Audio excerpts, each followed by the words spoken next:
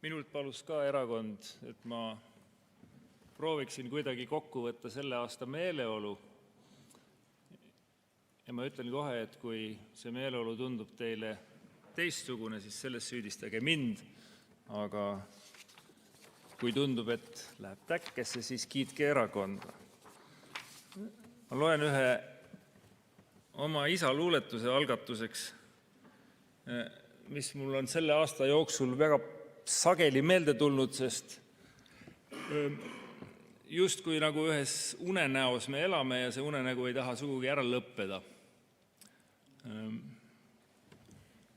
Näen jälle oma kinnis unenägu, seisan hallide betoonmüüride vahel, halli betoonkuubi põhjas, hall sõdur seisab mu selja taga, rida halle sõdureid seisab 20 sammu eespool ja logistab konesid.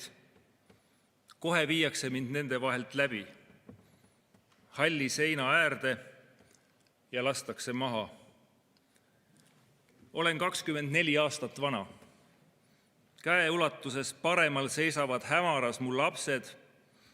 Mul pole aega juurelda, kuidas saavad mul olla nii suured lapsed, sest silmapilk viiakse mind ära ja enne pean ma neile midagi ütlema. Ma ei tea, kas pean ütlema, tehke nagu mina, siis lastakse teid maha. Või ärge tehke nagu mina, siis jääte te ellu.